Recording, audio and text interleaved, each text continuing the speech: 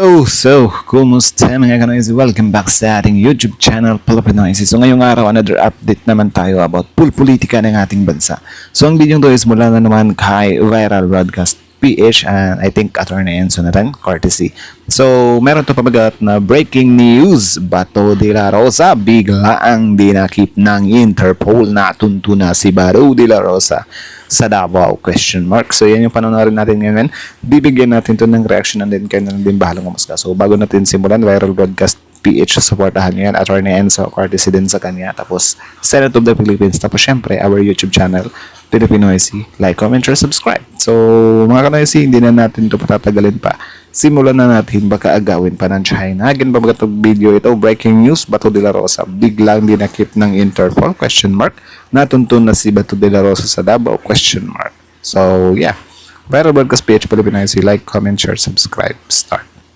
So mga ka-viral and welcome back again to this YouTube channel. Latest update na naman tayo ngayon sa mga malalaking pasabog na nangyari noong nakaraang taon at sa pagpasok ng taong 2026 ay malaking katanungan ngayon ng marami ang susunod na hakbang ng administrasyong ito hinggil sa mga malalaking personalidad na pinangalanan at dawit sa korupsyon ng DPWH, particularly sa mga flood control projects na bumulaga sa ating mga Pilipino. Yun. Kahapon ay inanunsyo ni Senate President Pro Tempore at Blue Ribbon Committee Chairman Ping Lacson na sa January 19 ay muling magbabalik ang pagdinig ng Blue Ribbon Committee hinggil sa malaking issue ng korupsyon at pagnanakaw sa GAA or General Appropriations Act ng 2025. Yun. Ayon pa kay Senator Excited na ako dito ha kasi this 2026 talaga parang ito na yung ito yung parang na judgment, di ba, ng lahat ng mga sangkot dito sa mga kabulastugan dito sa bansa natin, di ba?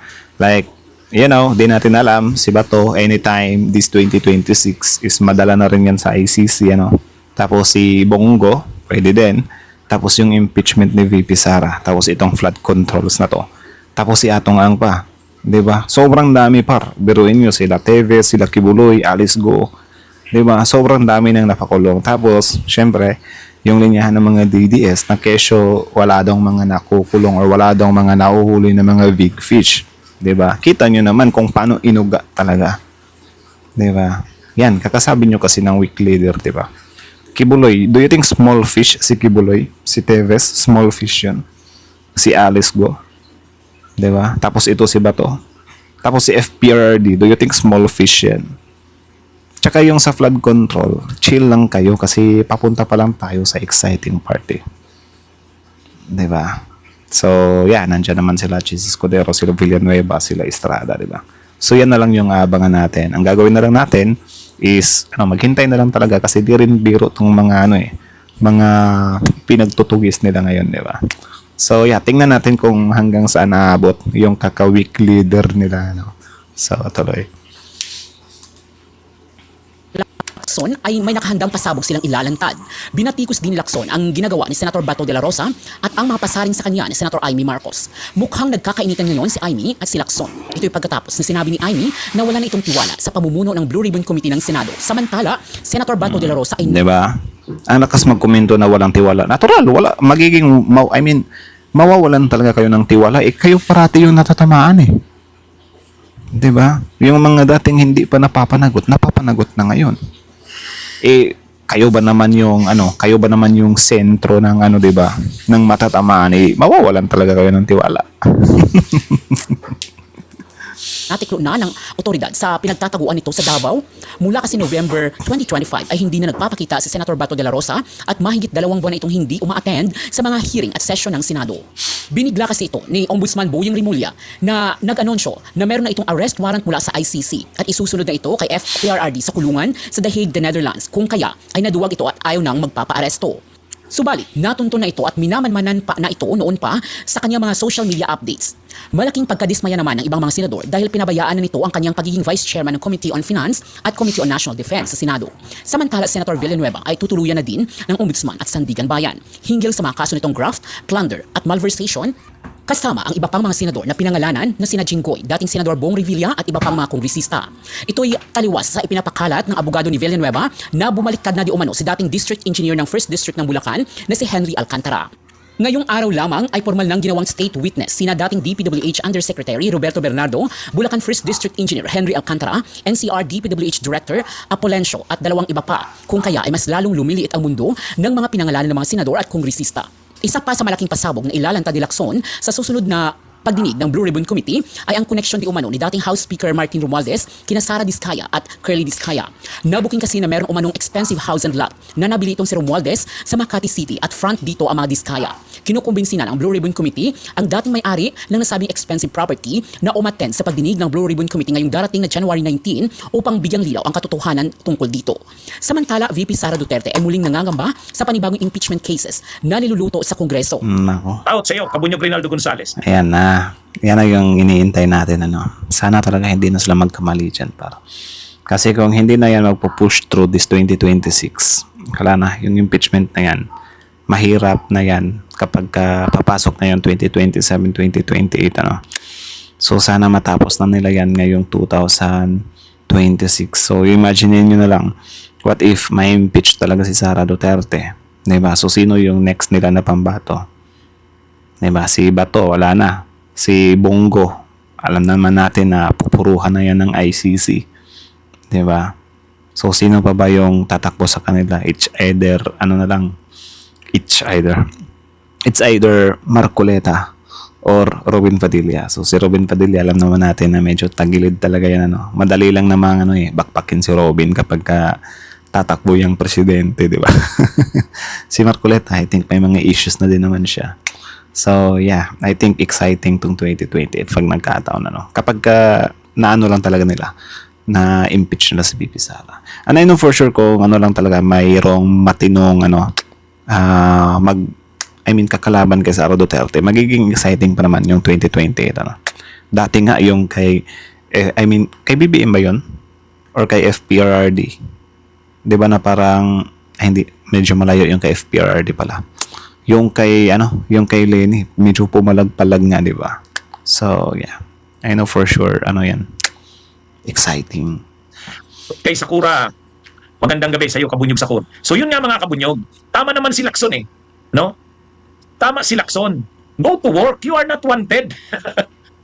Actually, sobrang lumalabas dito, sobrang duwag ni Bato. Sobrang duwag ni Bato. Ha? Kaya yung comment na yan ni Lacson, lumalabas diyan, katawa-tawa si Bato. Lumalabas, katawa-tawa si Bato. Nagtatago na ito, wala pang ang warrant of arrest. Ha? Ayaw na lang magkomentaryo ng masyado ni Lacson kanina sa press con, pero natatawa siya natatawa siya. Ayaw niyang magkomentaryo ng masyado kasi sabi niya nga, wala rin siyang moral ascendancy na sabihan si Bato na wag itong magtago. Ha? Kasi siya rin nagtago noon. Kaya lang ang sabi niya, wala ka pa namang warrant of arrest, wag ka na munang magtago. Wag ka na munang magtago, magtrabaho ka na muna. Ha? Kumbaga, sobra naman ang kut mo. Sinabihan ka lang na may warrant of arrest, nagtago ka na. Wala pa namang pinapakita pa. Kaya, anong ibig sabihin nito? Nalantad dito lalo na sobra ang pagkamatatakutin ni Bato. Ngayon, Ano lang naman siya takot sa sariling multo. Di ba? Yung gawain nila dati na pantutugis, yun din yung nangyayari sa kanila ngayon na parang yun ang nararamdaman nila na sila naman yung tinutugis. Actually, parang nga yan parang magandang punishment nga yan sa kanila. At least naranasan din naman nila, 'di ba, na kabahan gaya nung mga kinabahan dati na hindi nila binigyan ng ng due process. 'Di ba? Parang karma din nila 'yan. 'Di ba, na magtatago-tago ka. Well, ngayon, ano ba 'yan? Medyo maluwag-luwag ba ng konti yung pagtatago ni Bato kasi wala pa naman siyang warrant, hindi pa siya pinaghahanap talaga, hindi pa siya ganoon ka-wanted. 'Di ba? Pali ang humahanap pa lang sa kanya ngayon yung taong bayan na nagpapasahod sa kanya na parati siyang nag-absent. Pero pagdating ng araw na magaya yan kay Atong Ang, di ba, na parang may patong na sa ulo. Di ba? Siyempre mangangamba yan. So yeah, kung gusto nyo maging milyonaryo, hanapin nyo si Atong Ang, men. 10 million pesos din yun. Balatuhan nyo na lang ako ng 5,000 pesos, di ba? si Torion. Si Torion naman, yung abogado ni Bato, di ba mga Kabunyog, itong si Junvic Rimulya, sabi niya, wala pang warrant of arrest, sabi ni Junvic Rimulya. Wala pa kaming nakikita. Kaya sabi ni Junvic Rimulya, kinukumpirma niya na wala pang warrant of arrest si Bato.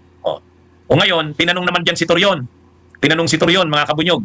Ang sabi naman ni Torion, hindi hindi pagkumpirma ng DOJ sa ICC warrant versus Senator De La Rosa, posibleng strategy lang. Ha? So, ibig sabihin nito, grabe ang takot nila. Grabe ang takot ni Bato. Ha? Sinasabihan ng wala pang arrest warrant, ayaw nilang maniwala. Ang paniwala nila Bato at saka ni Torion, hindi, strategy lang yan. Kunwari lang, wala pang warrant. Tapos pag lumabas, Tsaka ano din naman kasi yan eh. Pwedeng strategy din talaga nila Bato, sa side nila Bato, di ba? Na kahit siguro aware sila na walang warrant, sasabihin nila na may warrant para meron silang excuse. Di ba? So in short, nakikinabang pa rin si Bato. Di ba? Kung meron ng warrant or wala. Kung nang debate lang ba yung DOJ natin, di ba? So parang nakikinabang pa rin talaga si Bato. Pero yun nga, sabi ko nga sa inyo, kahit na ganun pa man, nakikinabang siya. At least na lang, naramdaman ni Bato kung ano yung feeling na siya naman yung tinutugi, siya naman yung nagtatago. 'Di ba? So, yeah. Isipin nyo yan, dati kang big fish, 'di ba? Tapos biglang magtatago ka na lang ngayon. Like ano pa yung saysay ng yaman mo?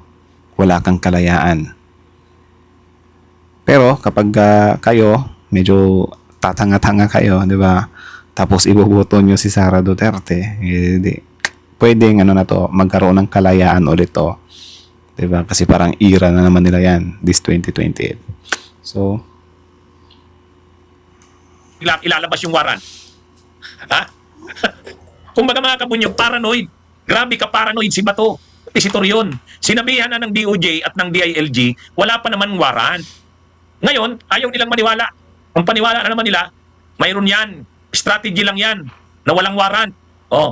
Pag lumabas na si Bato, ilalabas na yung warrant. Arestuhin na siya. wala talaga mga kabunyog, mga kababayan. Talagang sobrang takot nito. Ha? Sobrang takot nito mga kabunyog, mga kababayan. Ha? Sinabihan na walang na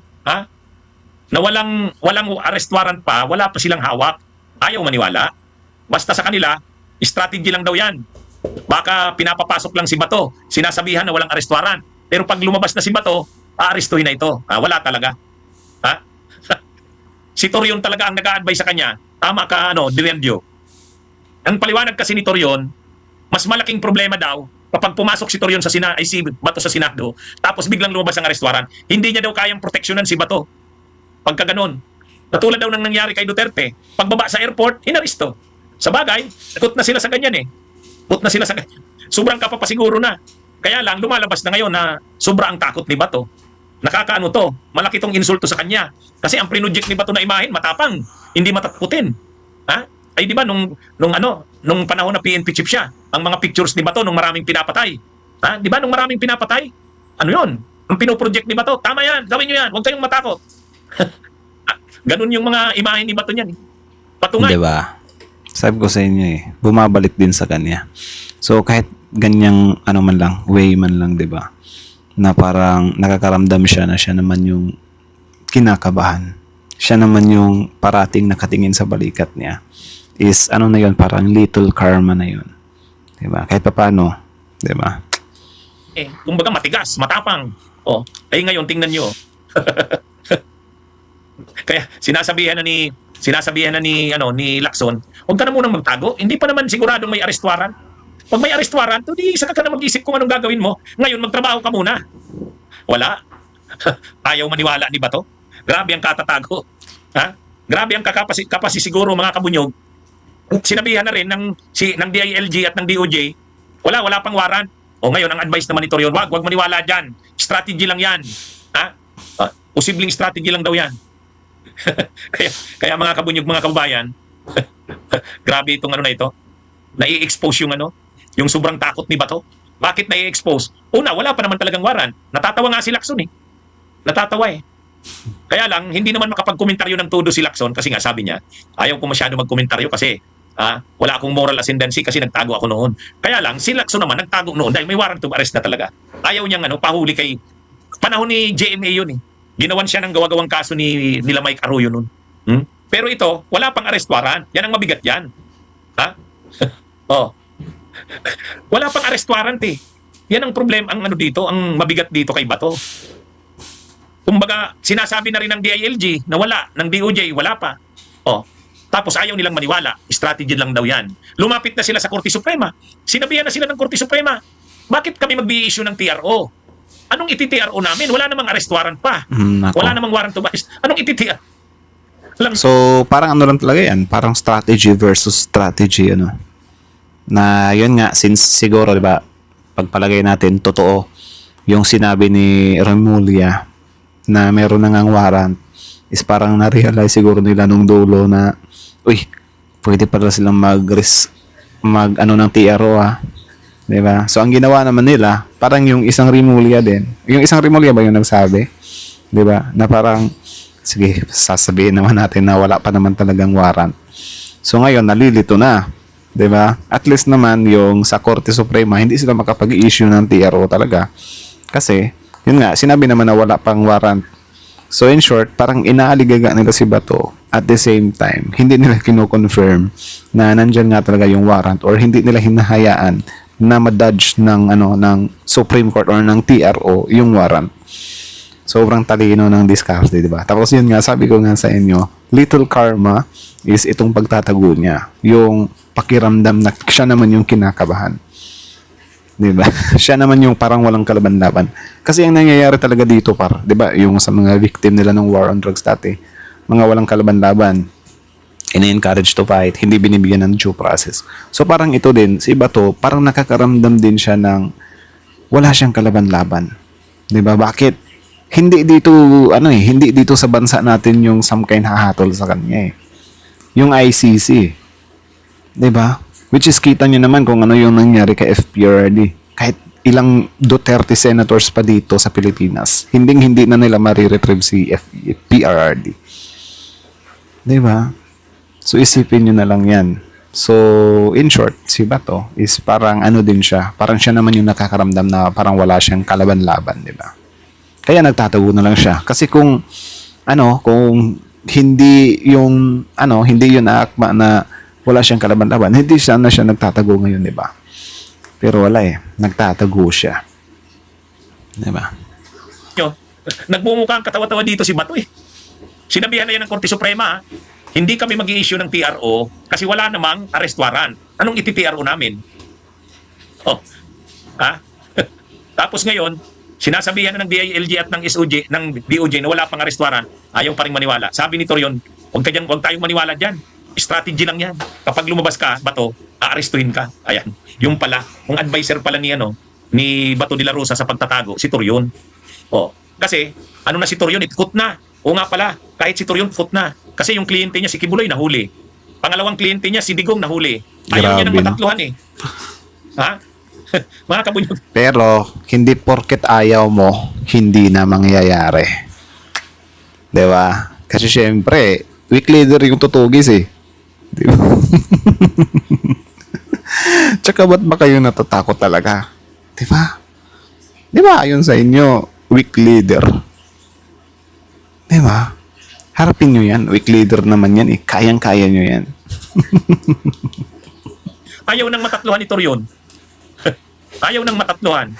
Kasi kung sakali, pag Very na-arresto bad. si Bato, pangatlo na ito sa kliyente ni Torion. Si Kibuloy. Oh. Di ba? Pangalawa si Duterte, si Digong. Oh. Kumbaga dito kay Bato, pasiguro na si Torion.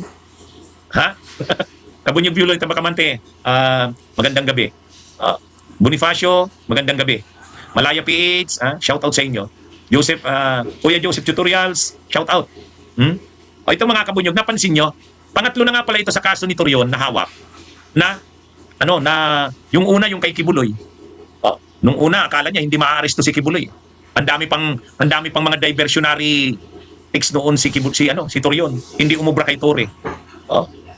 Pangalawa si Duterte. Akala nila hindi maaaresto si Duterte. Pagbaba ni Duterte sa galing Hong Kong. Tsaka bakit ba kasi kuha sila ng kuha dyan? Di ba? Kung parati naman palang ganyan yung ending. Di ba? Parang si ano lang yan eh, yung si Kaufman ba, na kahit alam naman natin na imposible, di ba? Na kesyo ganyan, maano natin to, di ba? Ano yung na parang may babalik sa Pilipinas muna. Di ba? Kahit alam naman natin na imposible, parang sasabihin ni Kaufman, parang ano yan eh, parang may mga nakikita akong comment na parang false hope. Di ba? Na bakit ganyan, di ba? Dahil ba ano yan, para syempre kaching-kaching.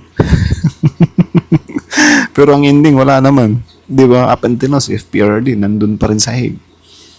Di ba? So, in short, parang, si Kaufman lang din yung sinasaktan niya, yung mga DDS, di ba? Kasi every time na magsasalita si Kaufman na, kaya natin to.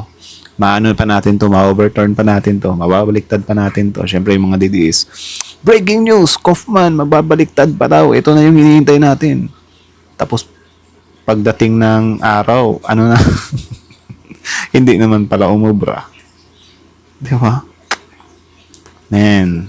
Kung pagbaba sa airport, nakaabang na yung aaresto. Kaya ito, ayaw na ni Torion matatluhan. Tama ka, Titanhel. No? At natatrauma na sila. Pang-tatlo na ito kung sakali. Kaya ang advice talaga ni Torion, wag na. Wag kang wag kang padadala dyan. Strategy lang yan. Ha? Strategy lang yan. Wag kang maniwala dyan. Ha? Pinapapasok ka lang yan. Pag pumasok ka sa Senado, biglang ilalabas niya ng arestwaran. Kaya, ano na ito mga kabunyog, mga kababayan. Kaya si Lacson, natatawa kanina sa press con eh. Bakit natatawa si Lacson? Ay kasi nga, bakit nagtatago? Wala pa namang arestwaran. Oh, ito na nga yung yan na nga yung comment ni Lacson, yan, Yan. Sabi ni Lacson to De La Rosa, go to work, you are not wanted. Magtrabaho ka na muna. Wala pa namang arestwaran. Pag may lumabas ng arestwaran, saka ka na mag-isip kung anong gagawin mo. Ha? Kaya yung mga DDS na pinagmamalaking matapang si Digong, matapang si Sara, matapang si Baste, matapang si Bato, ngayon lahat ha? Di ba yun yung image na project ng mga DDS? Na ang mga tao ni Duterte ay walang takot, hindi natatakot. Tingnan nyo to. Tingnan nyo to. Anong tawag niyan? Ha? Oh. Kaya nga nakakatawa pa nga is, tinatawag nilang hero, tapos, ayaw naman nilang gawing hero talaga. Diba? Men, yung mga hero natin, nagiging hero sila for a reason. Diba? Una sa lahat, tumitindig sila, pinapalabas nila kung ano talaga yung mga salubin nila, nag-a-against sila sa mga hindi nila nagustuhan. Pero syempre, yung ending nun, nadakip sila, nahatulan sila, diba? Yung iba, diba? Sila Rizal. Kaya sila nagiging hero dahil doon. Pero itong sila, gusto nilang gawing hero tong mga taong to. Which is, ewan ko kung nadadala lang ba sila sa pagiging fanatiko talaga kung gusto nyo maging hero yung mga tao na yan. Like for example, ganito lang magiging hero si FPRD. Si FPRD, aware siya mismo na yung mga pinagagawa niya is against sa batas. Diba? Kasi kung pagbabasihan natin yung na no one is above the law, dapat kayo mismo aware doon na kahit si FPRD pa yan, kahit para sa inyo, sobrang ganda ng ginawa niya na parang binigyan niya ng peace yung Pilipinas, pinagtsutugi niya yung mga gumagamit ng mga ganyan, yung mga pusher o mga whatsoever. Diba? Sige, sabihin na natin goods yung effect para sa inyo. Pero wag niyong wawalain yung na meron din siyang nilabag na batas. Kasi ang problema sa inyo, dahil sa sobrang pagiging idolized nyo sa tao, gusto nyo siyang i-hail as a hero, pero ayaw nyo namang gawin siyang hero talaga. Ayaw nyo siyang pahatulan. Diba? Actually, yung mga hero pa nga dati, mas lugi nga sila kasi naging hero sila against sa kamay ng mga kalaban. Diba? Meaning, pinaparusahan sila ng mga mananakop. Diba? So, yung kumuha sa mga buhay nila, yung kalaban mismo. Dito sa atin, hindi naman ganyan yung nangyayari. Pinag-accountable lang naman siya. Diba? I mean, inano siya ng accountability. Diba? Kasi yun naman talaga yung nalabag niya. Actually, si FPRD, hindi nga siya chuchugiin eh. Diba? Hatulan lang naman siya, sisentensyahan lang naman siya. Which is in that way, kung pinayagan nyo lang, dapat naging hero na yan. Ako to ba yan from the start, nung in-idolize ko si FPRD, kasi DDS na ako dati par. From the start, nung in-idolize ko si FPRD, aware na ako na yung ginagawa niya is against talaga yun sa law. Diba? Na, hindi gawain ng yan, hindi ka i-exempt ng law dyan, kahit president ka pa. Pagdating ng araw, pananagutan mo yan. Diba? So, nung una, syempre, nasa isip ko, mahirap yan kasi malakas din naman talaga yung crime dati, diba?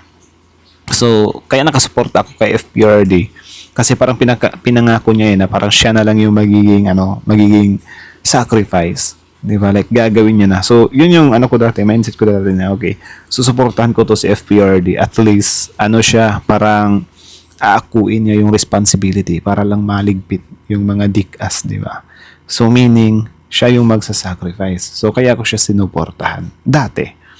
Di ba? Na parang, grabe yung ganyan, ano, may tao talaga na nag-sacrifice para mag-against sa mga taong to. So, meaning, dapat full package yun. So, nung papanagutin na siya, bigla nag-iba yung ihip ng hangin. Parang hindi na siya magpapahuli. Parang doon na rin nagbago yung pagtingin ko sa kanya noon na like, what the heck? 'Di ba? 'Di ba yan yung pinangako mo dati? 'Di ba? Kaya nga believe na believe ako sa iyo dahil sa katapangan mo na yan. Kaya mong isacrifice yung buhay mo. Yung hero type talaga. 'Di ba? Kasi yung mga kapulisan, don't worry, just do your job. 'Di ba? Iligpit niyo yung mga yan. Akong bahala sa inyo, ibabak ko kayo. 'Di ba? Tapos ngayon bigla-bigla na lang siyang babanat na guilt is personal. 'Di ba? Meaning kung porket hindi siya yung gumawa, bakit siya yung papanagutin? 'Di ba ikaw yung nag-utos? 'Di ba? So yun yung kinakainis ko kung bakit parang nag-iba yung tingin ko sa kanya na anak ng toko ah. Parang binudol tayo dito ah. 'Di ba? Like hindi ito yung hindi ito yung hero type. Diba? Pero syempre, yung mga solid DDS up until now, hero pa rin yung tingin nila. Like, paano magiging hero yung tao na yan? Kung ayaw nyo naman siyang maging accountable. Diba? Kasi yan naman talaga yung full package talaga ng yung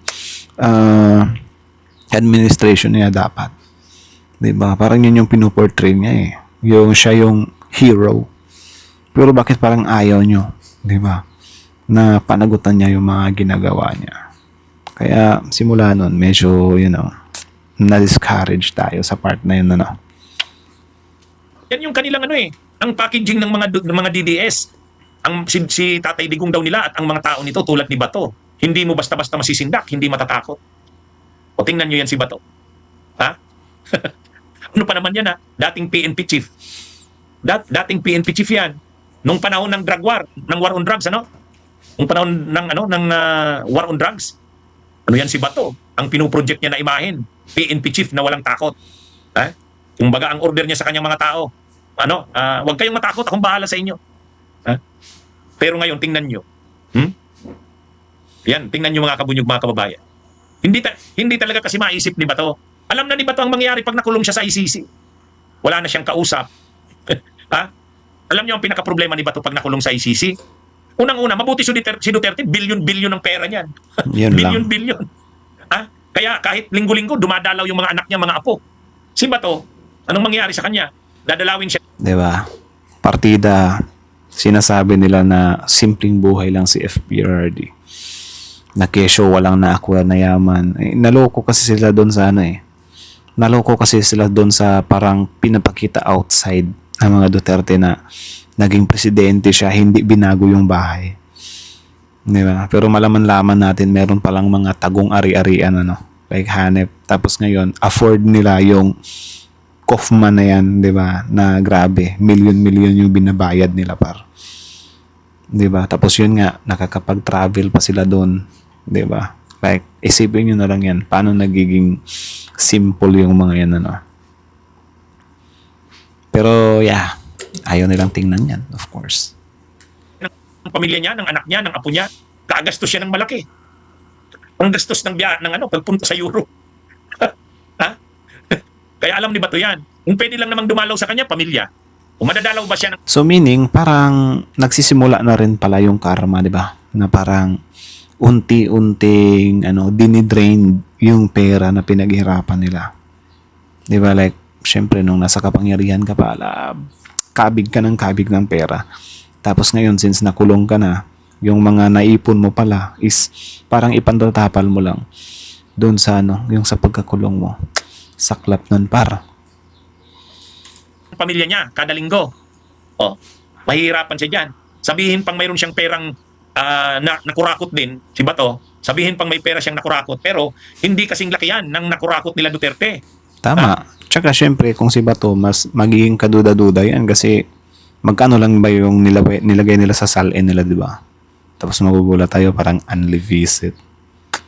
Tapos may abogado pa. Doon ulit, international ulit. Ay, nako. Ha?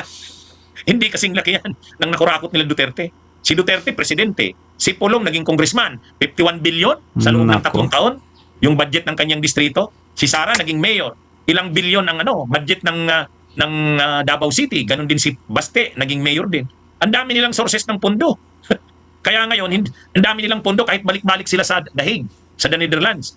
Kahit ang mahal ng bayad kay Kaufman, mayroon silang pambayad. Pero si Bato, saan siya kukuha ng pambayad ng abogado? Ha? Pangalawa, yung pagbisita sa kanya doon. Mahirap yun. Alam ni Bato yan. Ha? Alam ni Bato, mahirap ang kalagayan niya pag nakulong sa ICC. Kukuha siya ng abogado niya. Ha? Ang sabi sa kanya ni Sara Duterte, pag nakulong siya, si Bato, mayroon na siyang nakareding abogado. Pero hindi naman sinabing sagot ni Sara ang gastos doon. Yun lang. Mayroon daw kakilalang abogado na makakatulong kay Bato. O, British lawyer daw. Magaling din daw sa international humanitarian law. Kaya lang, sino magbabayad nun? Pangalawa, pag nakakulong siya doon, syempre, mamimiss niya ang pamilya niya. Bawat dalaw ng pamilya niya, ng anak niya, ng asawa niya, grabing gastos niya. Mabuti sila Duterte, kayang-kaya yan.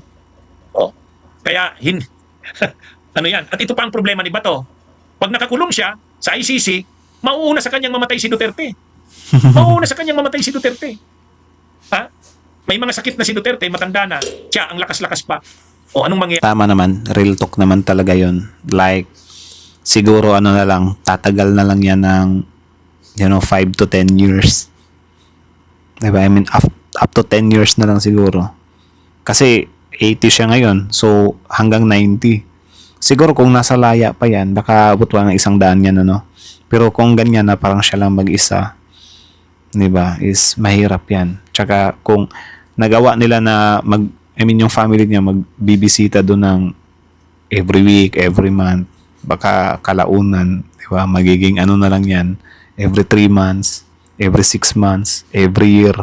Kasi di rin biro yung gastos niyan pal kung ganyan kalayo, no? So, yeah, yung pamamalagin niya doon, syempre, full of ano na siya, kalungkutan. Di ba? Kasi hindi naman araw-araw talaga. So, parang magiging ganun din talaga yung kahihinatnan niya, no? Na sobrang labo na siguro umabot ng 90 pa yan kapag ka nahatulan.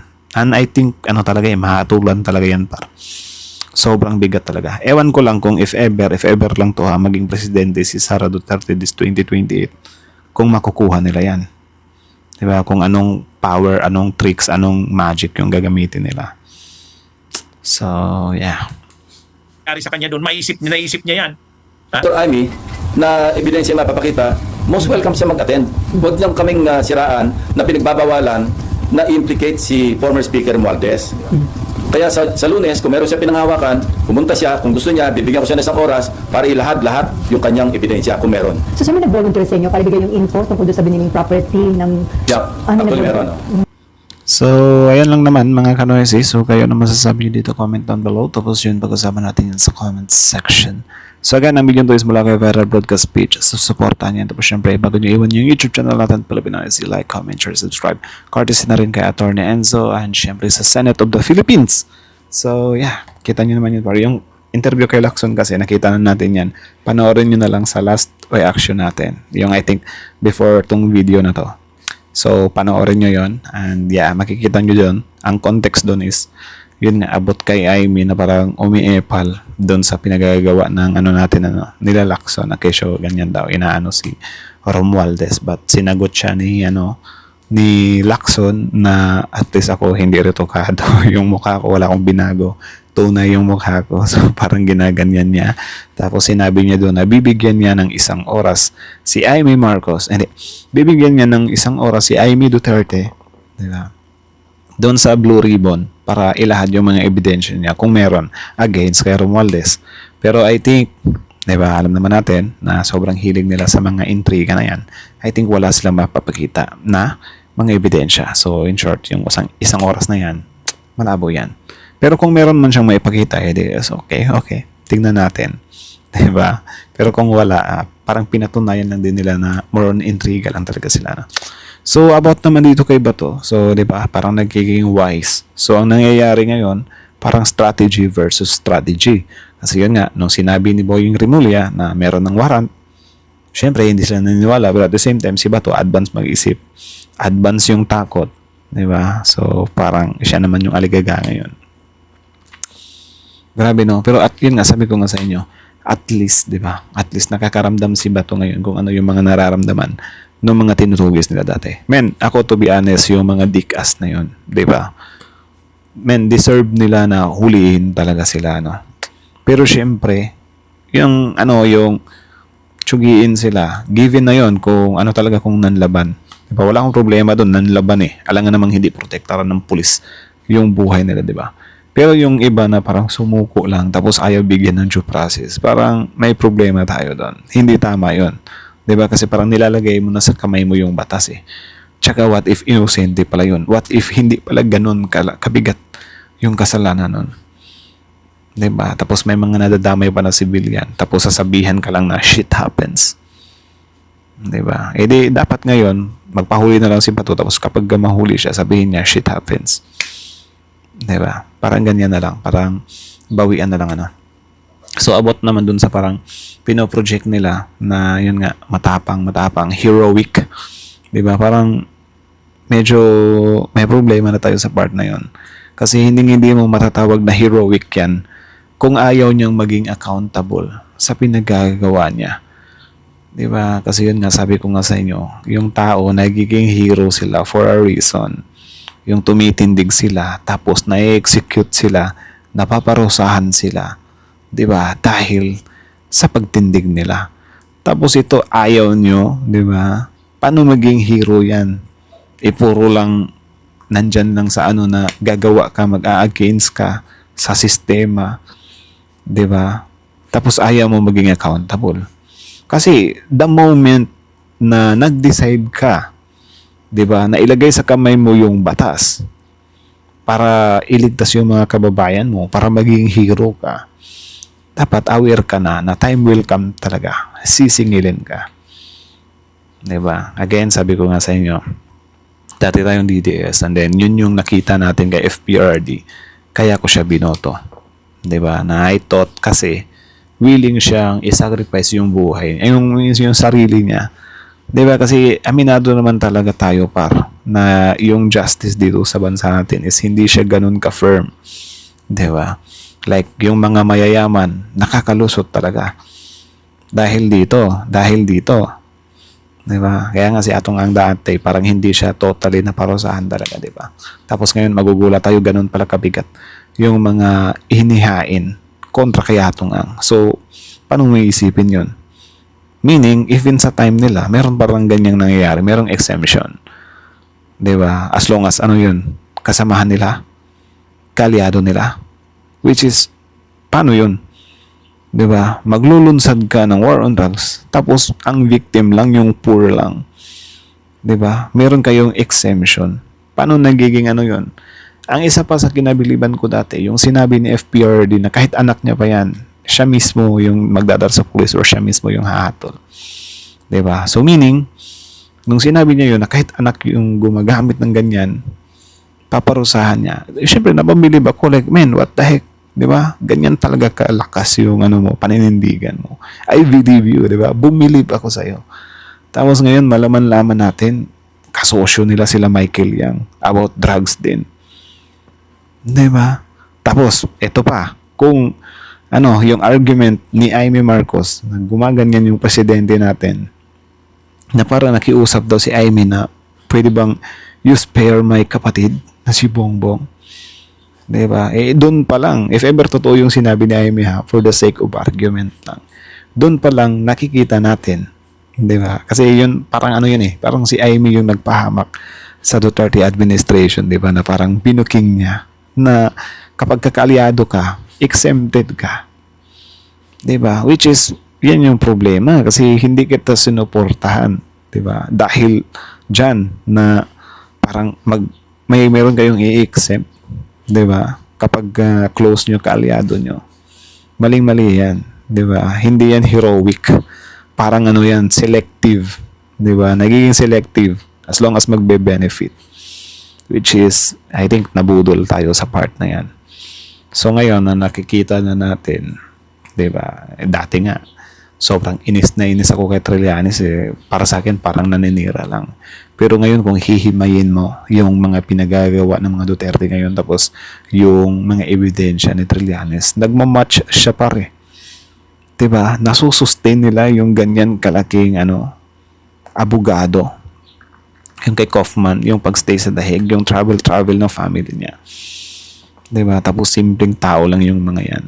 Doon pa lang, diba? Marirealize mo na may possibility. Sige, sabihin na natin. Diba? Na innocent until proven guilty. Pero may possibility talaga. Diba? Yung mga pinagsasabi ni Trillanes na meron silang napakaraming tagong yaman, tagong ari-arian. Kita nyo naman yung reaksyon ni FPRD dati nung nasa Quadcom pa sila. Kung gaano siya nag-alboroto. Diba? Nung sinabi ni Trillanes na titingnan yung bank account.